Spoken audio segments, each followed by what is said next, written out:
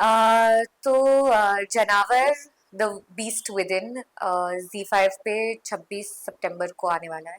और ये ट्रेलर देख के तो ऑब्वियसली लग रहा होगा आपको कि बहुत ही इंटेंस है, डार्क है, इंट्रीगिंग है, क्राइम स्टोरी है। तो ऑब्वियसली बहुत ही मिस्ट्री है इसके अराउंड। केस के बारे में एक जो छोटा सा केस निकलता है जिसको sub inspector Hemant Kumar handle करते हैं। और ये फिर केस कैसे बढ़ता जाता है और कैसे वो एक स्पाइडर वेब बन जाता है केसेस का, और कैसे कितना गहरा होता जाता है केस, इस पे निर्भर है ये पूरा शो। और मेरा जो कैरेक्टर है वो हेमंत की बीवी का है, गरिमा, जो कि 9 महीने प्रेग्नेंट है, कभी भी डिलीवर कर सकती है।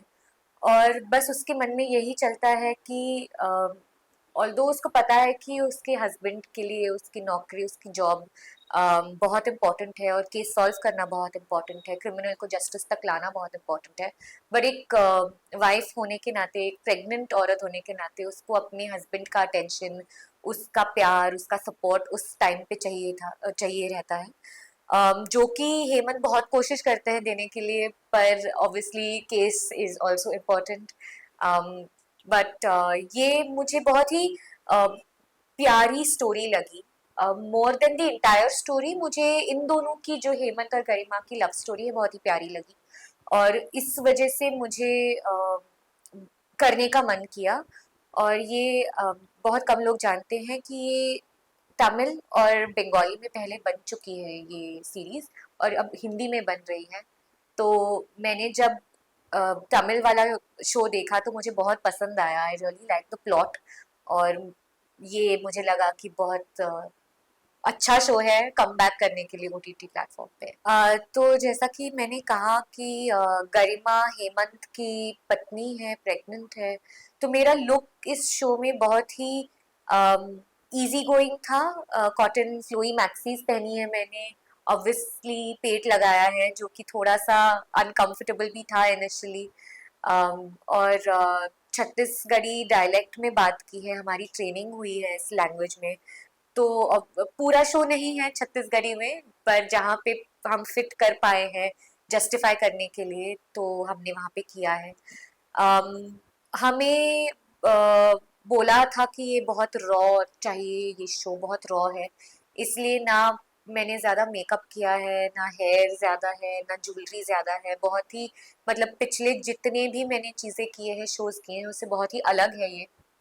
और बहुत ही नेचुरल पाथ चूज करके इस कैरेक्टर को अपने तरीके से मैंने पोर्ट्रे किया है। तो इस जनावर को जब हम शूट कर रहे थे तो हमारी शूटिंग दर्रा कह के एक गांव में थी, रायपुर से थोड़ा आगे जो है। वहाँ पे हम एक मैटर्निटी होम में शूट कर रहे थे, जो मेरी डिलीवरी सीन है।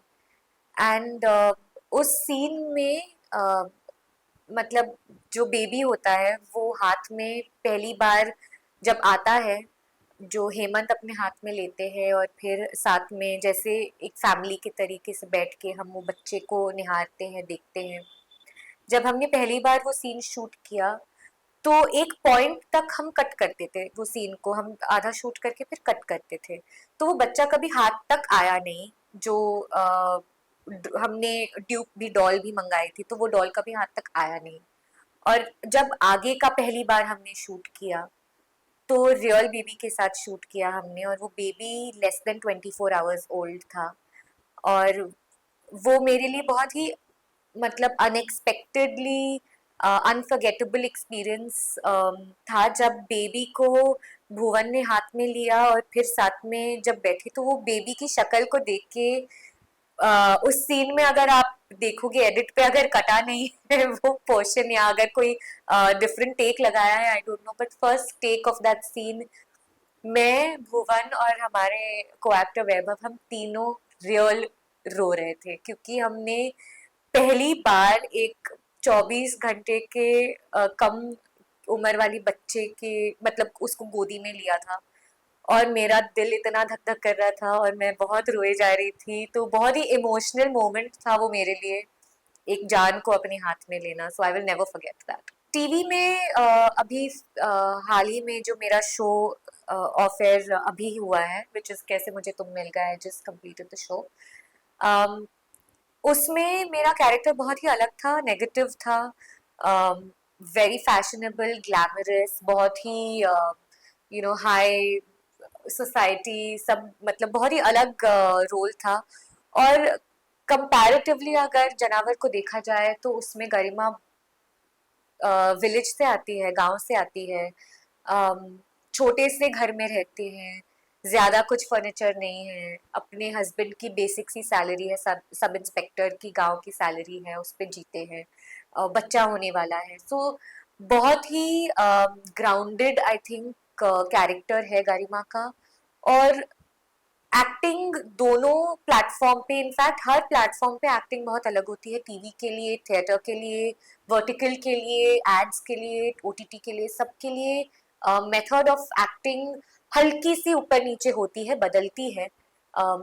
तो इस शो के लिए मुझे अपनी वो एक्टिंग बदलनी पड़ी, थोड़ा रियलिज्म में जाना पड़ा, वो कैरेक्टर को बनना पड़ा उन दिनों के लिए, जो कि मुझे नहीं पता था कि मैं कर पाऊंगी या नहीं, डायलेक्ट बदलना इन सब चीज़ों के साथ।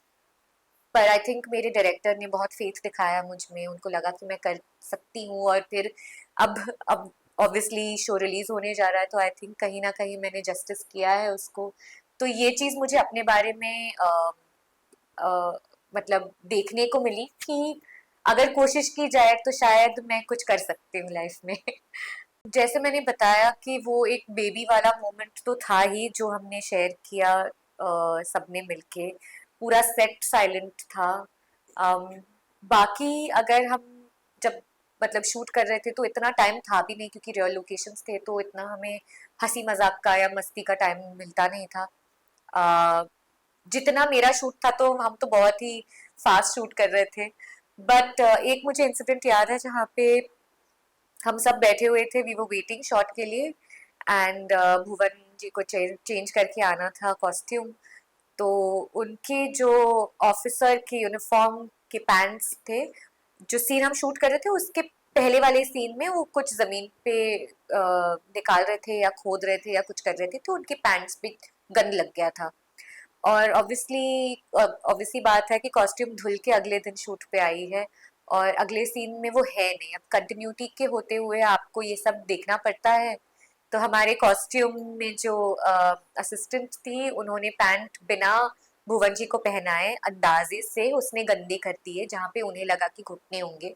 और जब भुवन जी ने पहने पैंट और बाहर आए, तो वो एक पैच ऊपर थाए पे था और एक पैच नी के नीचे था, तो बहुत ही अजीब लग रहा था। और फिर वो कम करने की कोशिश की, दूसरी जगह सही जगह पे बढ़ाने की कोशिश की, और हम बस हंस ही रहे थे कि इतना सा जो पैच था पिछले सीन में, वो इस सीन में आते आते इतना लंबा हो गया है। और पता नहीं अगर अब जब मैं बात कर रही हूँ तो आप इसको नोटिस कर पाओगे सीन में, but it was a very funny moment जहाँ पे हम ये देख रहे थे कि कैसे कंटिन्यूटी में कैसे मिसहैप्स होते हैं और किसी को पता नहीं चलता है ऑन स्क्रीन। ये शो में बहुत ही अच्छे से दिखाया है कि अम, गुस्सा आदमी को जानवर बना देता है, जो कि बहुत ही ट्रू है। आज के अगर सोशियो इकोनॉमिक या अगर हम सोशियो पॉलिटिक बात करें, तो नेपाल में जो चीजें हो रही हैं, विच इज द गुस्सा of the youth against the government, which has made them, उनको मतलब इतना रिटेलिएशन हुआ है वहां पे, डेथ हुए हैं, इंजरीज हुए हैं, बहुत वैंडलिज्म हुआ है, वायलेंस हुआ है, बहुत चीजें हुई हैं। तो ये साइकी ऑफ अ पर्सन को थोड़ा सा ब्रेक करने की कोशिश करता है ये शो, कि क्या चीजें हैं, क्या मजबूरी है कि एक इंसान ऐसा भेस लेता है एक जानवर का, जहाँ पे उसको लगता है कि मुझे मारपीट में ही या किसी को काटने में ही सेटिस्फैक्शन मिलती है।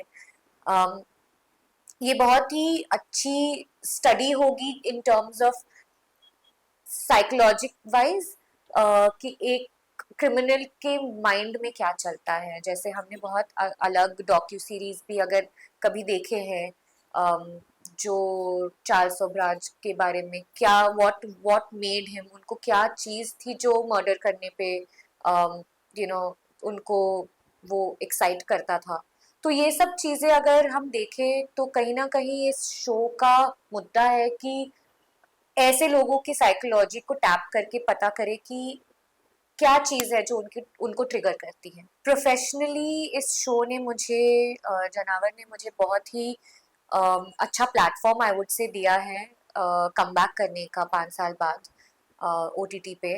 और मुझे लगता है कि इस शो के थ्रू मैं अपने टैलेंट को या अपने मतलब कैपेबिलिटीज को थोड़ा दिखा सकती हूँ to audiences, to makers, to hope कि आगे चल के भी मुझे ऐसे अच्छे अपॉर्चुनिटीज, अच्छे ऐसे अच्छे प्लेटफॉर्म मिले जहाँ पे मैं अपना 100% डाल के प्रूव कर सकूँ कि मैं क्या कर सकती हूँ, मैं कितना उसमें ढल सकती हूँ कैरेक्टर में।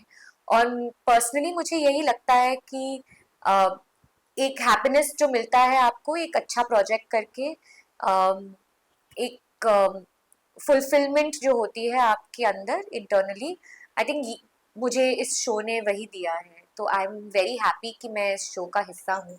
और मुझे मतलब मुझे लगता है कि अगर ऑडियंस देखे इस शो को, आई होप ऑडियंस देखे इस शो को और आपको ये मतलब आप ये जाने कि मैंने मेहनत तो की है, डायलेक्ट में स्पेशली बहुत मेहनत की है, और अपने सारे इनहिबिशंस को साइड में रख के जो हम क्लोथिंग एंड ज्वेलरी एंड ये सजने संवरने के पीछे हम अपने इनहिबिशंस को छुपाते हैं, उन सबको निकाल कर मैंने ये ऐसा बहुत ही earthy ground, close to ground character निभाया है। तो आई होप मैंने उसको जस्टिस किया हो किसी तरीके से।